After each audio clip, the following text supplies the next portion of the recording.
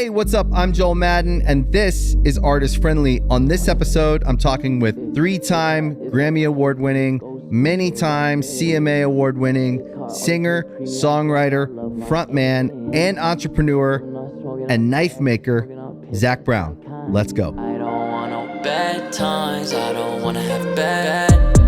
I fucking say it to people too. Like, yeah, this is called Artist Friendly for a reason, because people have been exploiting creators and creative people who are good-hearted and honest when they make art. Yeah. And exploiting them into narratives to make all of us look like assholes. There are some assholes out there. For sure. But the truth of the matter is if we could have a friendly conversation where we didn't feel like someone had a gun under the table.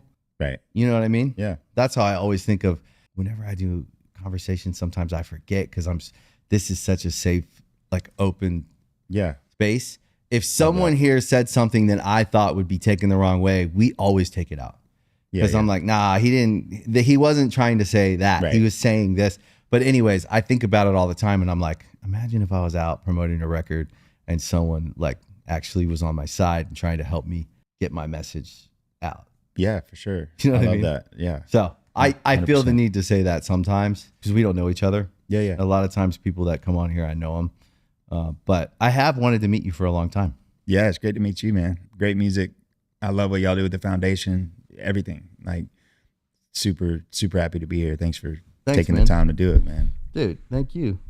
Bringing your big ass brand and band and all the shit you do to my little show is a big ass deal for me. No, and likewise, man. It's awesome. And cross-pollinating is great, man. Like that's what you do. Yeah. I love that. There shouldn't be rules around or labels around everything, what genre, whatever. Like it's either good, you either dig it or you don't. Some of it's taste, some of it's like, things that move you. But I've heard your music for a long time. Cool. Like, yeah. Yeah, likewise. Yeah. Weirdly, I was talking to my brother, my twin brother, who's my partner, everything we do. And I always talk to him when I'm excited to talk to someone that's coming in. And I was telling him about you because we're fans. And I was like, I weirdly feel like he's like us. Like you don't do a genre. You're a genre bender. Like, yes, you're in country music. You're rooted in it. Like, just like we are in rock, like we're rooted in it. But we've never held ourselves to like a rule. Yeah. Yeah. We just do what we want. Yeah. We let things kind of become what they want to be.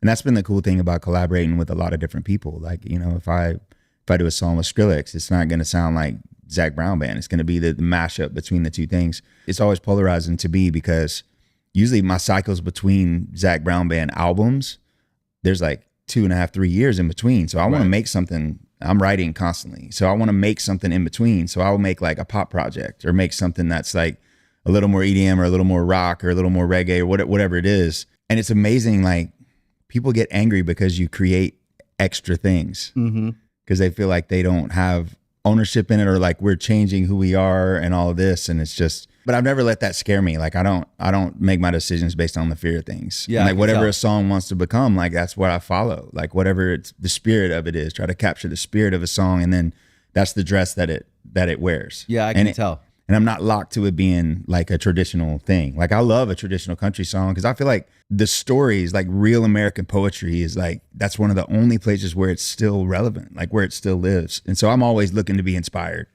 whether it's from music or lyrics or both when it's done well or harmony, like the mixture of all three of those things is really because I'm a music fan first. Me too. Like since I was a kid, like I got no ego about it. Like I love to share my stage with people. I love to collaborate with people. It's not always that case, but it's cool when you find like-minded people that are just like, let's make something together that's a little bit of both of us. Yeah, and you're from a place that's like a melting pot of music and culture and everything. So it's interesting because like while like Atlanta and Georgia is like, you think country music when you think of Georgia, but then you think of Atlanta and you think hip hop.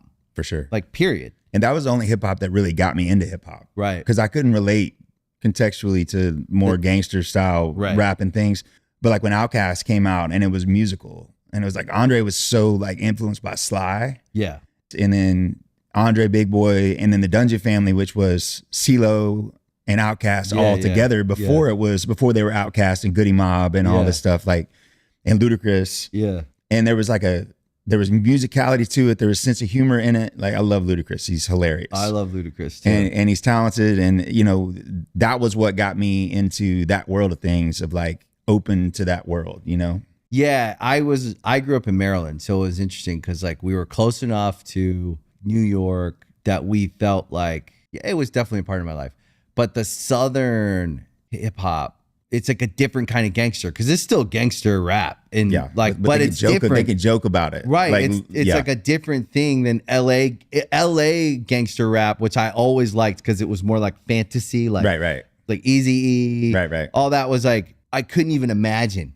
It was like a different world. I was like, what is that like? Yeah. And I always got captivated by stories. Right. So when I would listen to Dre and Snoop, it captivated my imagination. It was so cool, but I couldn't personally relate to it. Yeah. Like it wasn't real. I couldn't believe it was real. Right. And but I always loved West Coast hip hop, but it's different. The Southern hip hop, it's its own thing because it's gangster as fuck down there, but like it's different. It's not.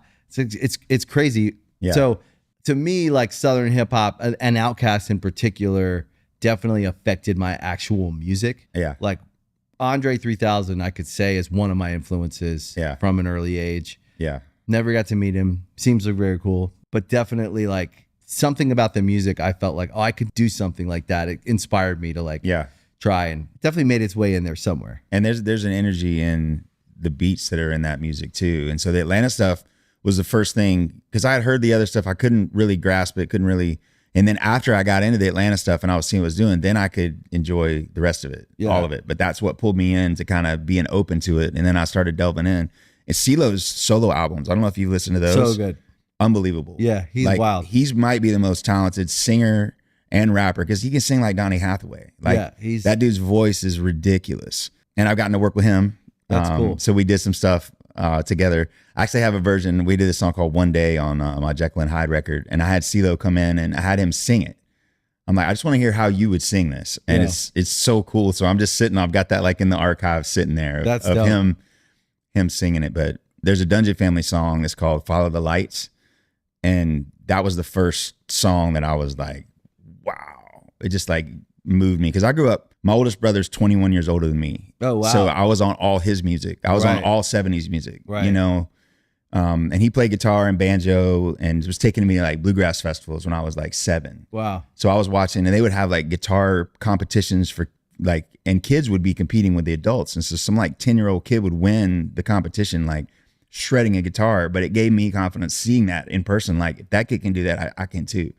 So then I would just go back to my house and sit on the back porch and just shed, you know, just work on. So but he kind of like raised you a little bit musically anyways. Musically for sure. Yeah. And everybody was older than me. So I grew up on 70s and all this great singer-songwriters. You know, my mom loved James Taylor and Jim Croce and Gordon Lightfoot and Dan Fogelberg. There's like the singer-songwriter side. And I remember being in 7th grade and like Nirvana was killing back then, and I loved them too. Yeah. But all the kids were playing Nirvana riffs and I was learning James Taylor, and they were like, "Oh, that's rocking chair shit. You know, like, what are you doing?" And but at like, that time especially, it hadn't fully become a ripe fine wine like it is now, where you're like, that's a classic. You can't say anything about that. Yeah.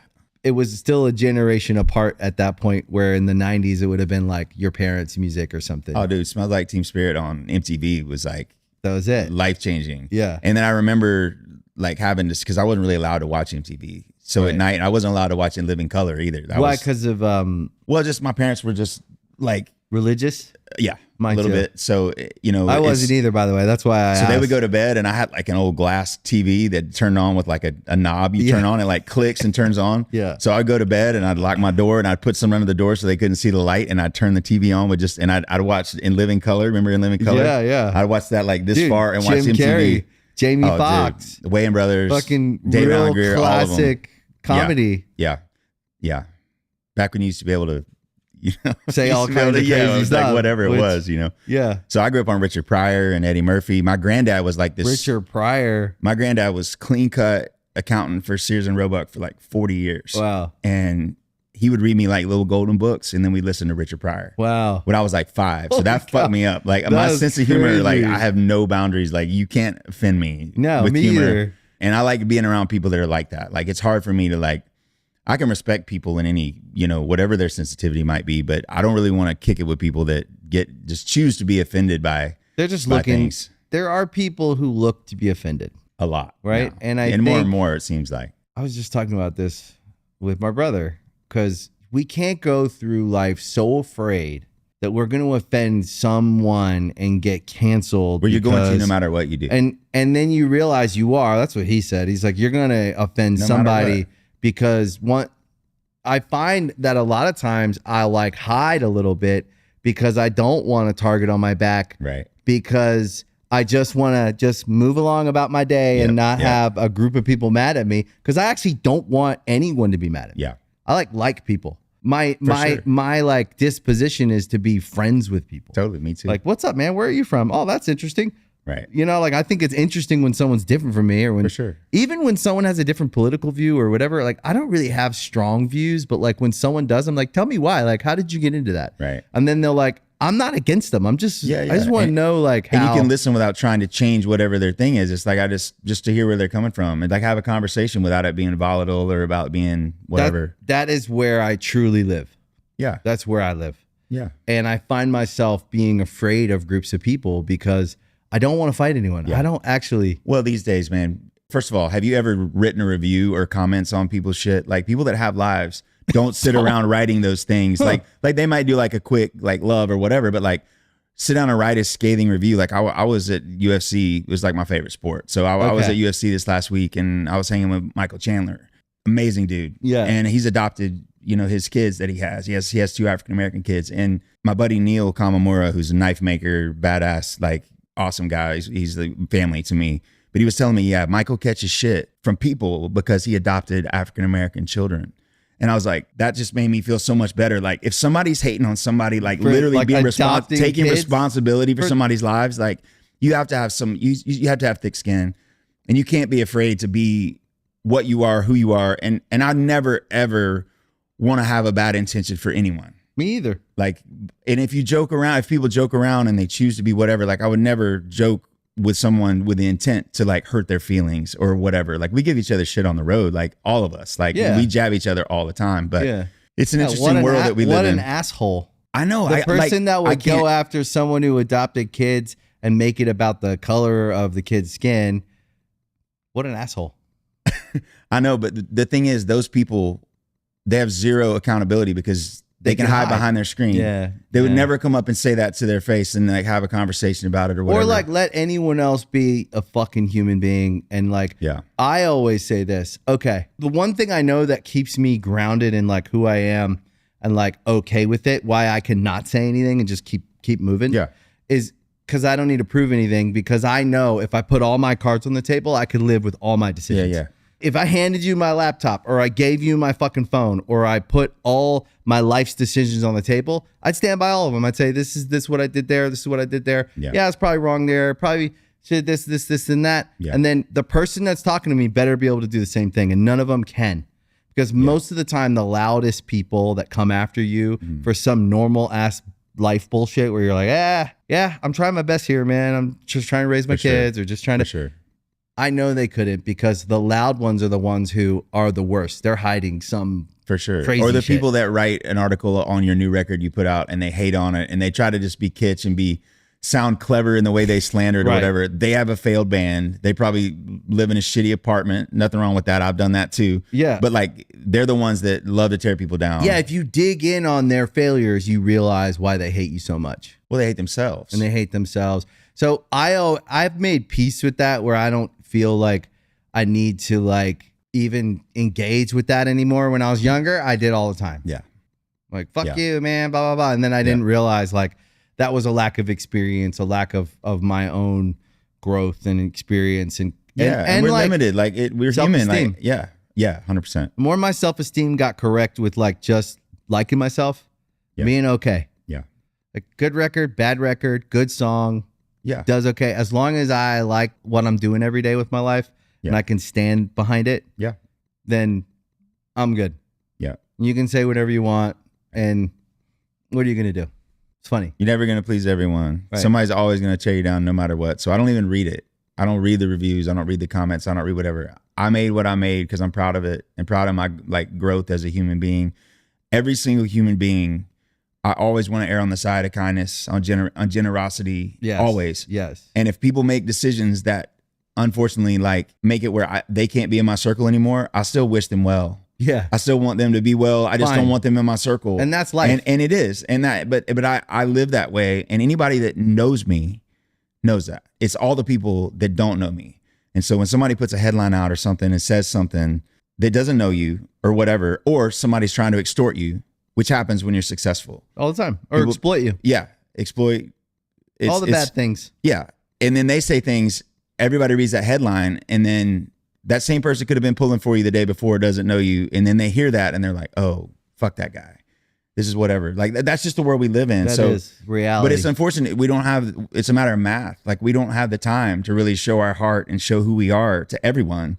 So we just have to be okay with knowing that our tribe is good. Our people that we come across, we treat them that way.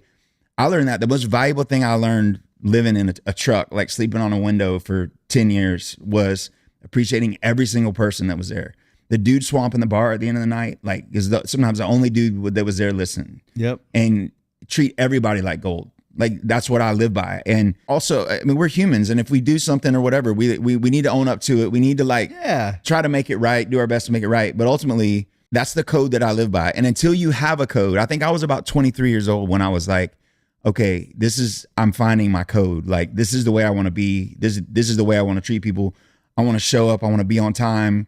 I want to come through. If I tell you I'm going to do something, I'm going to do my damnedest to do it. The worst thing for me is when I don't like tell my assistant that I talked to somebody about something. And then if I ever leave anybody swinging that I forgot to do something, like it kills me. Yeah. It's just it kills me. It's a bandwidth issue. That's what it is. It is. But you got to play to your strengths, right? Because like I'm allergic to a schedule.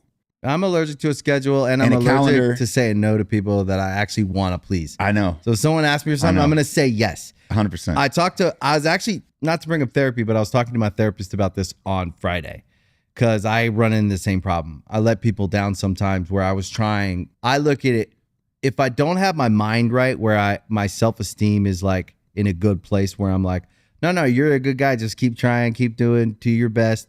Like that's what you're supposed to do. You're supposed to make mistakes, learn, correct, fix. It gets there as you get older, right? Yep. You know that we're around the same age. Yep. You could probably say you're better now than you were 10 years ago. 100%. In all your awareness and all your ability to communicate, all that shit. So, but the truth of the matter is actually my want to please people is not coming from a bad, low self-esteem place. It's actually wanting to be a consistent guy who's solid, who's there for people. Right. Those are my values. 100%. Right. And so my values say, if I can do something, I should do it. Yeah. And if it's not going to cost me my life or if it's not going to hurt me, like you should always do it. Yeah. Right. Yeah. If you can help a stranger, help them. If you can help your friend, help them. The balance is actually what can you actually physically do? That's bandwidth. That's the balance of all of it. That's it. And what we do for our job is make people feel good. Yeah, it makes us happy. And so we're doing it on a big scale every time we stay. And I got 5 kids. So you got 5 kids? I have 5. Wow. And so 11, my son's 11, my girls are 14, 15, 17, 18. Whoa, and my so, daughter's 17. Okay. You have your hands full. Yeah. Because I have 1. It's the best thing in the world. Yeah, it is. But so I'm a servant when I'm at home with them, and I'm dad, and I give that 100%. So half my life, I'm not able to be out and smooze as much or take people out as much or do things as much. But priority 1 for me is my family. Amazing. And then the rest of the time, I work hard. Like I work hard, and then when I get a chance to adventure, I get out, I get in the woods, I get it under the water, I go spearfish, I do the things that fill me up and like recharge, me kind of detox from all the people and the energy. But it's such a blessing. And nothing, you obviously work out. Yeah. But I always thought, I was like, that motherfucker, I would like to work out with him. Well, I quit drinking when I was like 37. That's great. And I don't drink either. And then I'd always heard like when you turn 40, like your warranty runs out. Yeah. And so you get away when you're young. Like we used to get away with smashing Jaeger before, during, after shows and whatever. Yes. And like have my days of that. But then it's like, what really adds value to my life? Like what's going to make me feel better and be able to give more to my kids, to my fans, to my creativity, so that I can do the things that I want to do till I'm old. So I invest the last like 7 years has been this huge spirit quest journey for me from like life coaches and therapy and plant medicine and anything I can do that's like help me to see me, first of all, help me to let go of whatever it is that I'm hanging on to that's holding me back, that's like weight, whatever that weight is, and try to just like keep my side of the street clean. Yeah. Treat people well. And if somebody's out there saying that, or slandering or whatever it is, it's because they want money or they want something or they want whatever, or they lost an opportunity because of their own behavior. And or you're just doing really well. And when you're doing really well, there's a certain like a marginal amount of that like negativity that's going to come 100%. And they're going to try to hit your weak spot. So if they see the music, you can't listen. You guys have been talking shit about my music for fucking 2 decades. You can't hurt me there. You're going to come after my wife, which is sacred ground. You're going to come after my kids. Right. You're going to come after me as a guy. Right. Because they start poking to where, for sure, where's the weak spot? For sure. You know what I mean? Yeah. Well, and a lot of people hope that they're going to make you uncomfortable enough to where you're going to give them whatever it is that they want. Right. And then as a matter of principle, sometimes you got to stand up for yourself. Yeah. And you can't engage with it. Yeah. Because then it just makes it a bigger deal. And that's kind of what they want anyway. So it's always a balance, man, balancing our time. And you're talking about bandwidth, like for artists, like younger artists. And I talk to them, and I've had like 23 businesses at one time before. Yeah. Like before COVID hit, I had 110 people that worked in my factory, like huge 165,000 square feet of manufacturing, 3 different big CNC shops, mills. Like the best thing COVID did was smash all of that, where I couldn't work for 3 years. I couldn't play for 3 years, simplified my life. And it was just like a recentering. And now I'm moving even more towards that. Like, what's the best use of my time? Right. And then if we say yes to everything, we can't do anything well. Right. So it's like a true mindfulness. Yeah. And stepping into that and just being aware but we're not born with any tools that we need to deal with anything. Nah, so not at all. Like, I love that people seek therapy. That's been the greatest thing for me is like, give me tools to help me to be a better human so that I can be at peace with my own decisions. And I try to handle those decisions and things the same, no matter what the situation, no matter how weird or how bad somebody does something to me or whatever. I'm just like, you know what? I want you to be well. Like, I can't have you around me anymore, but I wish you well. Like, here's whatever I can do to just like help them, whether it's an employee or whether it's whatever. But also, that's a natural part of life that we don't acknowledge. Like, every relationship is not supposed to be forever. And if we don't actually know how to start and end relationships in the form they're in, for sure, into the whatever form they become, we are actually not truly in real relationships. That's true. If we can't understand, relationships come to an end. So if I'm working with someone and we no longer want to work together, there's nothing wrong with that. Yeah. Like, actually, like, if you're frustrated with me or I'm frustrated with you and we can't seem to understand each other for whatever reason, I could give my thoughts, whatever. But like, at the end of the day, if it's not meant to continue, there is a healthy way to be like, hey, I think we've run our course.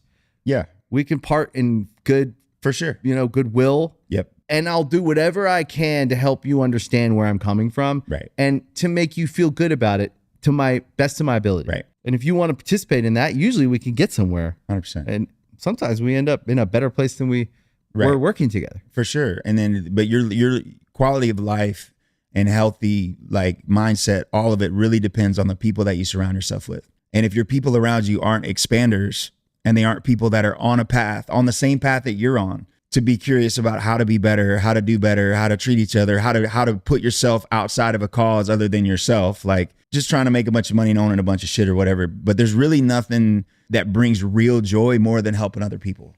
Yeah. Like that's really where that.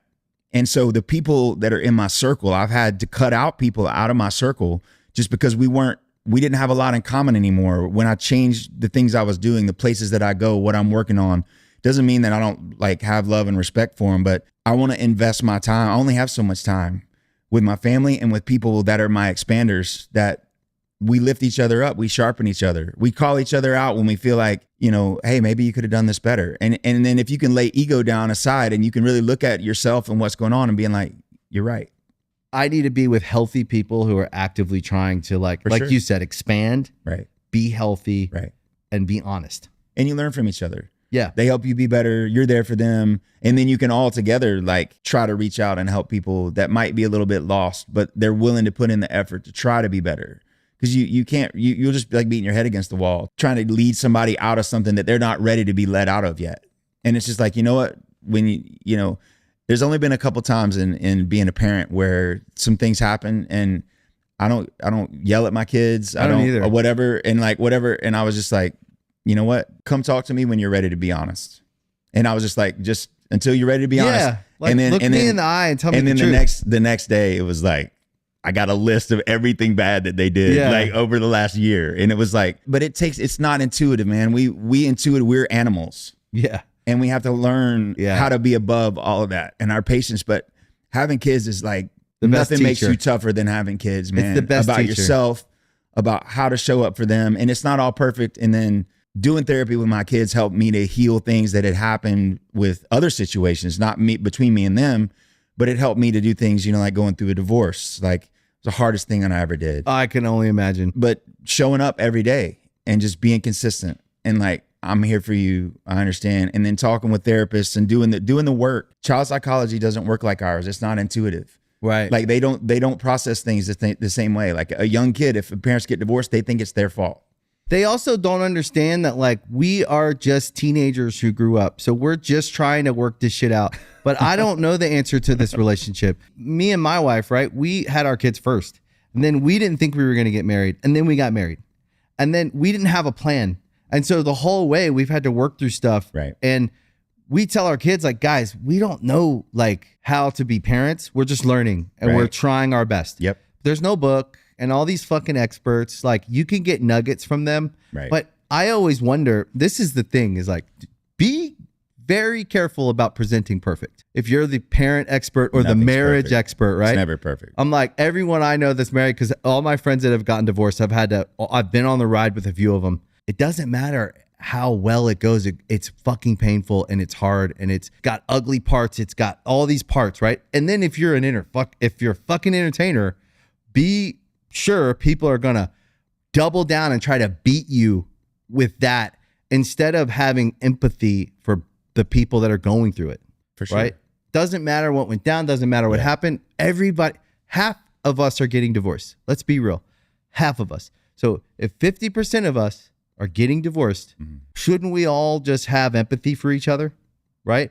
And then when you have kids involved, and you're just trying to make everything okay, and you're just trying to but they don't know what it means. The scariest thing to them is the unknown. Right. They don't know if they're losing someone. They don't know whatever the tabloid hit, like I'm abandoning my children and all this stuff. And it's like, God, dude. The struggle that my kids had through that or whatever, I'm grateful for that struggle. I'm grateful that we came through that together. I'm grateful that they know that I show up for them every day and that I'm there for them, and they're human too. And that's what I tell them. Look, I'm not perfect. You're not perfect. We're both going to screw up, but I'm going to show up for you every day.